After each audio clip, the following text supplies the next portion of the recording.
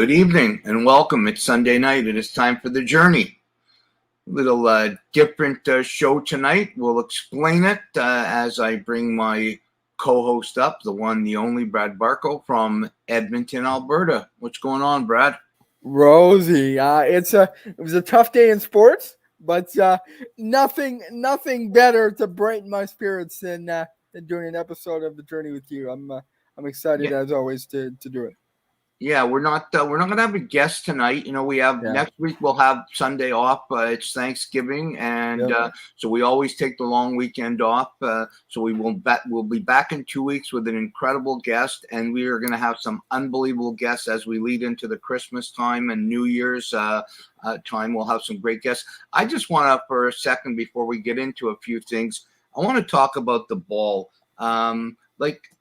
It drives me crazy. First of all, the Blue Jays, tip your hat. They had a really good season. Fantastic year. Vladimir Guerrero Jr. is going to be probably number 2 in MVP. Simeon will be number 3. Unfortunately, we'll probably lose him in the offseason. Robbie Ray will more than likely win the Cy Young Award. If he doesn't, he'll be in second. The team played great. They destroyed the Baltimore Orioles the last 3 games. Unfortunately, the New York Yankees came back and walked it off 1-0 against Tampa today. And Boston, who was down 5-1 against the just pitiful Washington Nationals, came back to win 7-5. So, they got a record. It's the first time in almost 30 years, 4 teams in one division, 90 wins or more. Jays lose out by 1 game. I'm just upset. It's probably different at Edmonton. The media in Toronto, Brad, drives me crazy. There's guys that are just the haters, the worst haters. They're writing the Jays off last week, days ago, whatever. Listen, they had an incredible year. The one thing that drives me nuts, and I like your opinion on this, is nobody seems to remember that the Blue Jays had 3 homes this year. Last year, they weren't even in Canada. They weren't even allowed to sniff Canada. And this year, they start in Florida, Dunedin. They go to Buffalo. They come to Toronto. They're on fire. And I truly believe that if they would have snuck into the playoffs, they would have knocked off the Yankees and Boston. I don't think they would have beat Tampa. But I'm just fed up with the media in Toronto. What's your thoughts? Yeah, I agree, Rose. Yeah, I remember way back, it seems like forever ago, but when George Springer hyperextended his knee in Seattle, everybody was writing them off at that point. Oh my God, Springer's done for the year. This is it. This is a tipping point. And then they kind of went on a tear.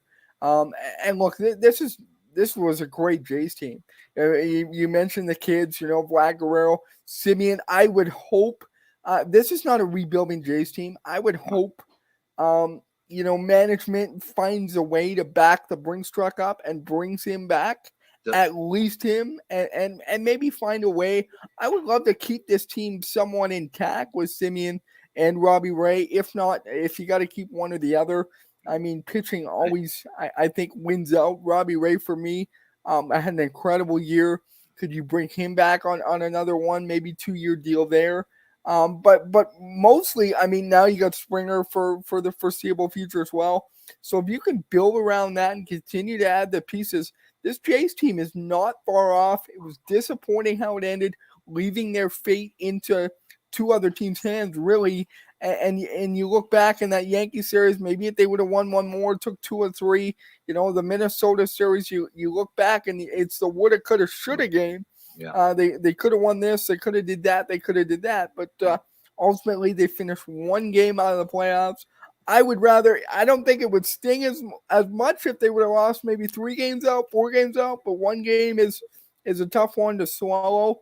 It's going to be a long postseason to know that the Jays aren't there. They had the chance. And I guess they'll regroup and get back next year and hopefully have a full year in Toronto, because clearly that Toronto crowd played an absolute huge factor into what they did this year. 4 homes, if you count Anaheim. If you remember, they played 1 home game in Anaheim. It was a makeup home game. So 4 homes if you count that. So a lot of bouncing back and forth. Buffalo, Dunedin, they did a great job. No disrespect to those homes at all. with the time frame they had, and accepting the Blue Jays and really creating an MLB park out of nothing. So they did a great job, but I think you're going to see a much better, even better Blue Jay team next year. I don't think money is going to be an issue on the two guys that you said, Robbie Mm, Ray and Simeon. I think the problem with Simeon is with Robbie Ray is he wants 4 or 5 years. I don't think the yeah, Jays are willing to give him 4 or 5 years, but the money won't be an issue. They'll offer him the 25 million. The problem with yeah, Simeon, and I think they'll be able to reach a term and a money with Simeon. Simeon already said last week he's not playing second base next year. He's a shortstop. He played shortstop his whole career. He's playing shortstop next year. So unless they move Bo Bichette to second or third, which they're not going to do, Simeon's going to be gone. Because despite the fact that he broke the record for all-time record for home runs by a second baseman, he's not happy at second. He wants to play short. Hey, a lot of people would be watching this and going, Rosey, Barks, you guys are fired up. Well, there's a reason we're fired up. It's because we're on the Fired Up Network right now. They started with yeah. Gooch and all of his shows about a week or so ago, and our show is officially now with the Fired Up Network. So everybody out there, get on the Fired Up Network and watch the journey. Yeah, I'm fired up. This is just another step in the right direction for us, Rosie, to get our message out there, to really showcase and really show people. I mean, you talk about week in and week out, and so do I, but ability through disability is so important. And I've done a lot of advocacy over the last couple of years myself in really trying to get people with disabilities to the forefront and a seat at the table. And I think this is just another door that's open for us. Now, of course, Gooch is our home in the Gooch Network, but to be partnered up as well with the Fired Up Network, this is a great partnership, and this is hopefully the first of many things to come with them. Yeah, absolutely. And speaking of ability through disability, Robert Wine, our favorite guest, love him. Yeah. He's like awesome. Because, although his computer's been a little wonky this week, he's on the phone, so he's watching us through his iPhone. He's been great helping me get my my website back on, and that's what it's all about, really. Let's talk a bit Yeah. about that in the community that we're in, Bart. This disabled community that we're in that grows every single day. There's Yeah. people that are going to be in our community tomorrow that are going to sleep tonight that have no clue they're going to be in Hmm. our community. But we allow everybody in. We're more than gracious to everybody. Yeah. Talk to our viewers and everybody watching on the Fired Up Network what it means to have such a close knit community that people would look in and wonder, how are those guys so happy? That Rosie guy's missing his leg. That Brad Barco guy's he's in a wheelchair. How can they be happy? Yeah. Rosie, you mentioned community. It's so important because you can lean on one another. You can somewhere along the line, maybe it's not an exact experience, maybe it's not an exact situation, but you've gone through something that maybe somebody's just starting to go through or has been going through, and you can help them. So to be able to extend a hand to someone in the community is huge, and to have people to lean on is huge. If you have a bad day, you can always phone me. If I have a bad day, I know I can count on you whatever I need, and Robert Wine and all these other guys as well. Every guest that we've had on, we got rapport with that if they needed anything, they could reach out to one of us at any given time, and we would drop everything and be there. And that's why it is so important. I live by the saying, it's not about me, it's about we. And that's, it goes back to that. You got to look out for each other. And I think the more we bring each other up, Rosie, especially in this community, the more we bring each other up, the more we encourage people, the more we tell people it's okay, be happy, be happy. It's not as bad. It always could be worse. It's going to get better. Maybe it doesn't get better physically, but it will get better mentally if you hang in there, surround yourself with the right people. And it's so important to immerse yourself in that and just be grateful. there's always different situations, and you lost your leg. I've been in a wheelchair all my life. I could sit here every single day, 24/7, and think about life. That oh, what would life look like if I was a normal person? What would life look like if I could walk? What would life look like if I could do this, I can do that? But when I look at other things, and I step back and I close my eyes and I think about it, there is not one thing, Rosie, that I would change, because my disability or my ability, my superpower, has shaped me into who I've become.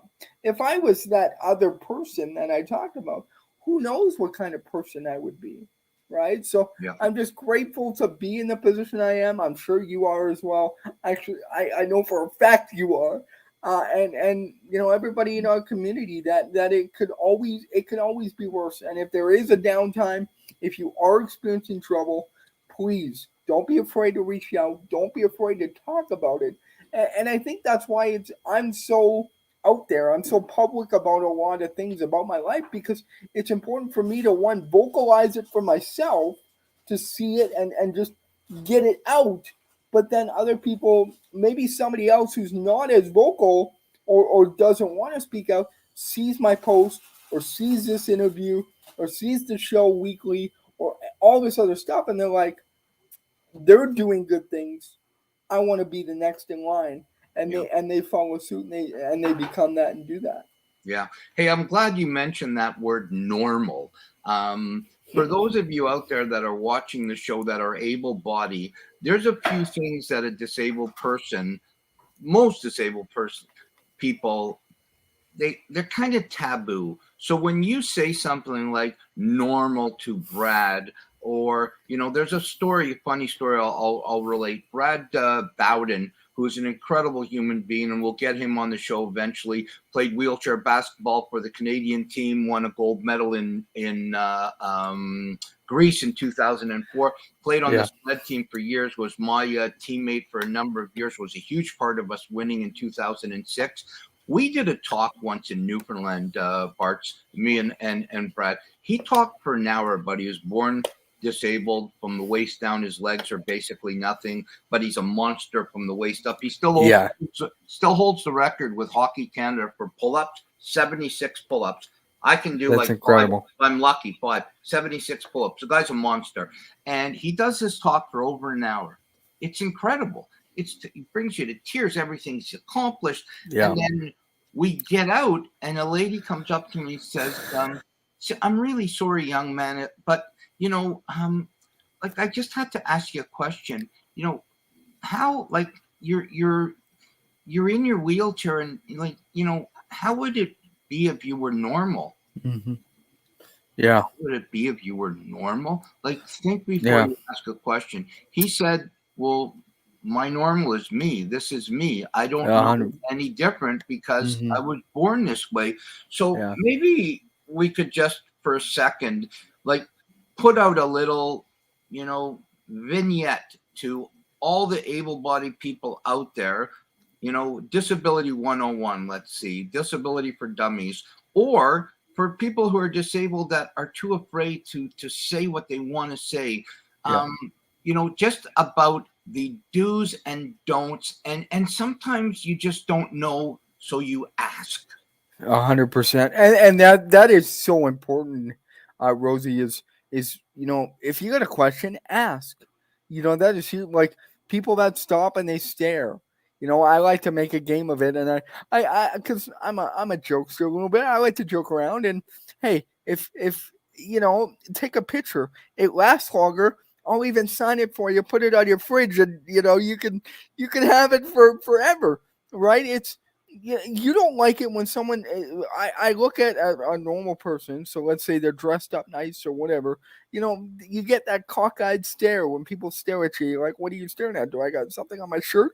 I feel the same way when you're staring at me. Don't stare at me if you want to talk to me, because you can sense it at times. Yeah. People stare, they're timid, they don't know what they should approach you. Approach me, and I make it as approachable as possible. And the one thing that drives me absolutely nuts, and maybe this is just me, maybe somebody else it's perfectly okay with, but for me, when I'm in a grocery store, when I'm at the mall, when I'm doing my thing, and a kid, a child comes up and they want to touch my wheels.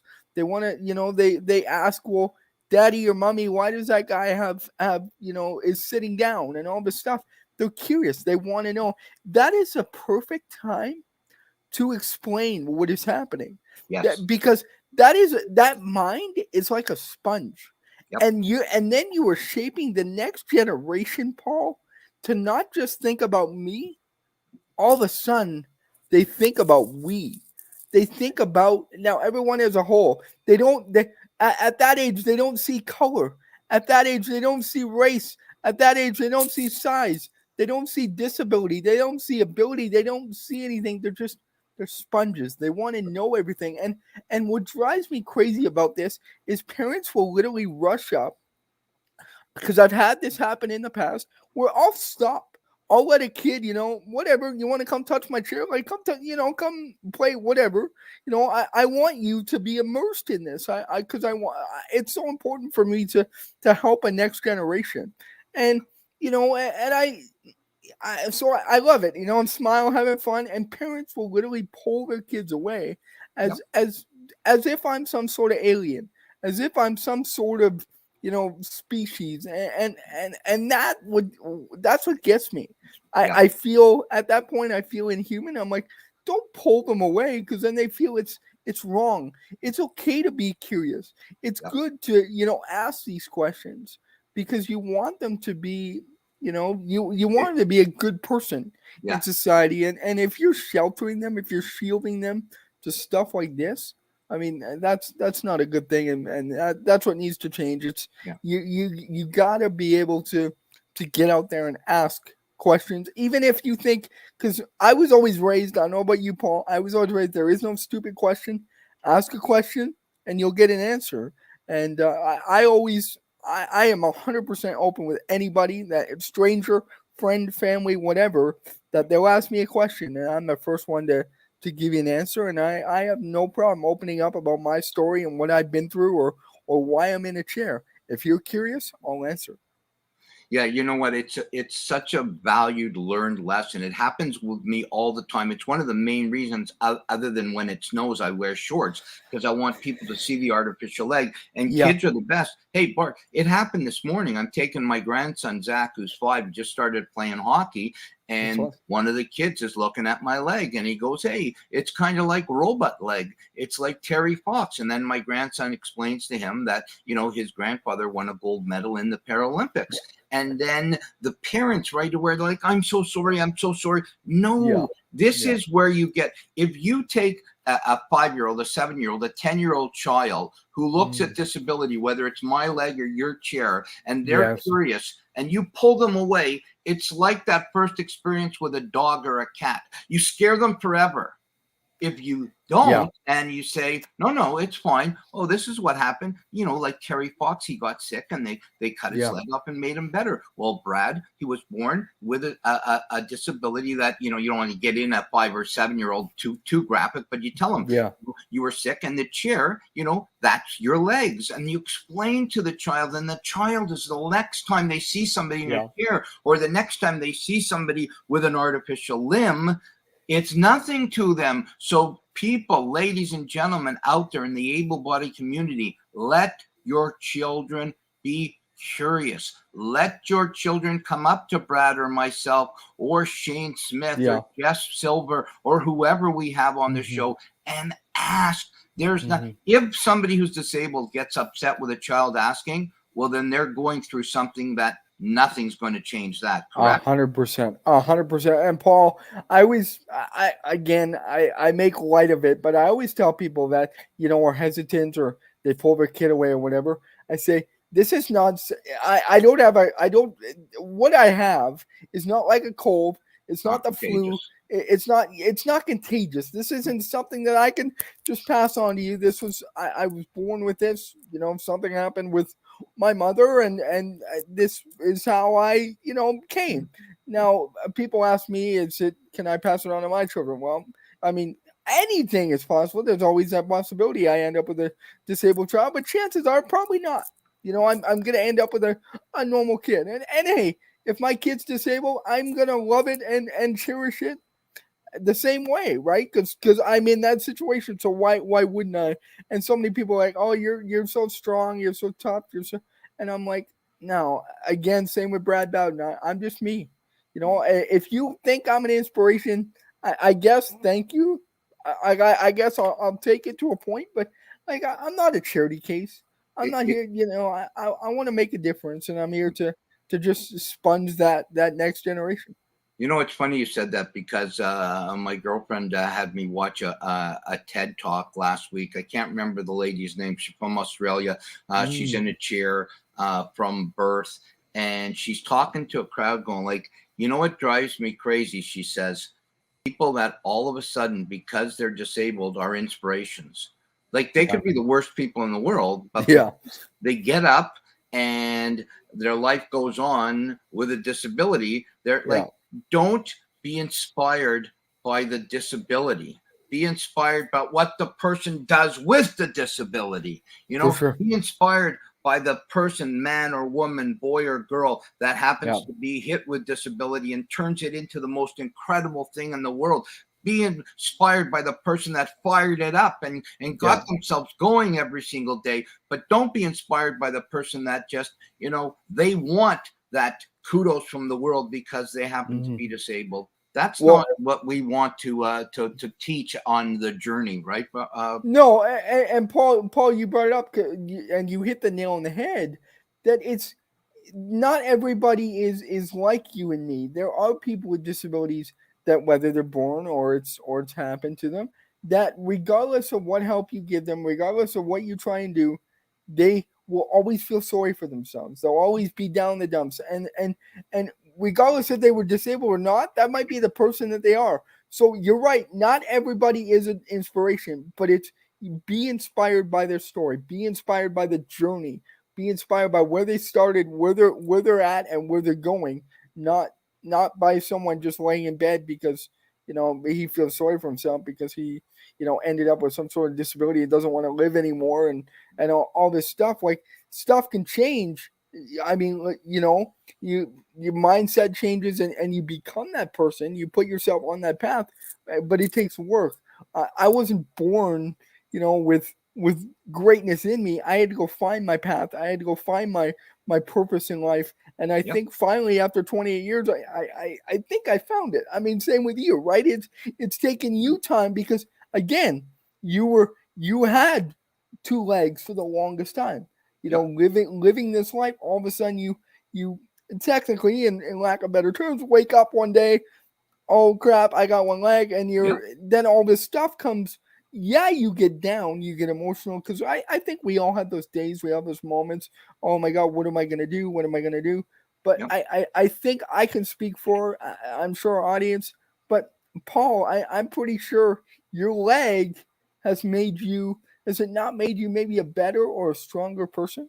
No doubt, 100%, no doubt about it. And I truly believe everybody on this planet has greatness in them. It's whether they find a way to pull it out and use it as opposed to just let it lay dormant for a long time. Hey, you know what? Robert Wine, who we absolutely love, he sent a couple of messages and I see it on the right. I'm going to try to read them. I have such a hard time with this on the computer. So the first one is, it was a 7-year-old born after the crash who made me realize that. And then she made me realize that I am who I am, not old me versus new me. I am awesome. Blew my mind because to her, I am who I am, not simply broken. Like, Robert, that's exactly what we're trying to, like, bravo to you, brother. That's what we're trying to get out here on this show, on the journey. And sometimes it takes like a boy or a girl to just make us realize, oh my God, we're just who we are. And life sent us whatever it was, me at 39, you when you were born, but it sent us on this path that we decide what road we're going to take. And Robert, thank you for that, because that's exactly what we're talking about. But I think the more you surround these younger people with people like I brought up again, people with color, people with different sizes, people with different disabilities. The more not sympathetic they're going to become, but the more I think their heart grows inside a little bit. I'm not a doctor, but maybe, and they become just a better person for it, because now they truly get to see the world for what it is. They don't have these rose colored glasses on that maybe their parents sheltered them from, or their parent, oh no, people with disabilities, that's that's not normal, or that's not this, or these people right now that it's all this stuff going on with color, and they talk down about this race and that, but if you immerse a young child, and then I go back to young kids because I think they're the greatest example, because I use them as, again, I'll use the analogy, this sponge. The more you surround them with all kinds of things, I think the better they're going to become. Yeah, I agree with you I 100%. truly believe that. Yeah. Hey, listen, everybody. We will not be on next Sunday night. It is the long weekend. We take all the long weekends off. It's just give you a break on the Sunday night for the holiday Monday. Next week is Thanksgiving, so we want everybody to have an incredible Thanksgiving, to enjoy your family. And you know what, Brex? It's that time of the night where we'll talk about our hero of the week. And Yeah. you know what? I'm gonna use a community. I just reached 32 months clean and sober, and the addiction community, the community that is hurting so much over COVID. We are losing so many to overdose, to accidental overdose, to suicide. It is just it breaks my heart. I just lost a couple of people last week to suicide and to overdose. And relapse is a real thing. So to everybody who is suffering in the addiction community, in the AA, NA, CA community, I reach out to you, and you are my true heroes, making every day this journey continue, because it is hard. It's very hard. Brad, yours? Yeah. My thoughts are with that community, for sure. I got some family members that struggle with addiction, myself, so I get it. And congratulations to you, Rosie, on 32 months, and that brings me to you are my hero of the week. I had it written down before. This wasn't just off the top of my head, but Rosie, week in and week out, you continue to just amaze me as not only your partner, your host, your friend, your brother. Um, I call you a teammate, even though we didn't play together. I still consider you a teammate as well.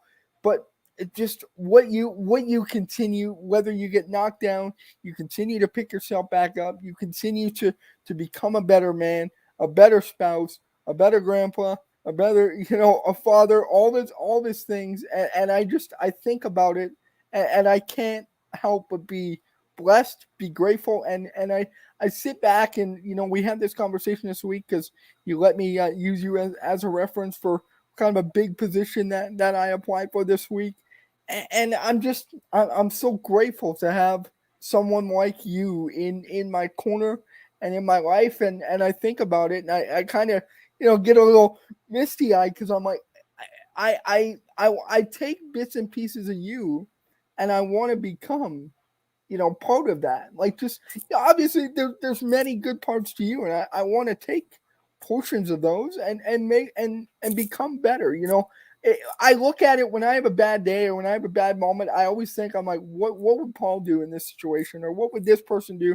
I got a few people in my life I do that with, but Paul, you're a big part of that and a big reason. So for that, this week, right before Thanksgiving, and being thankful. For you, my friend, you are my hero of the week.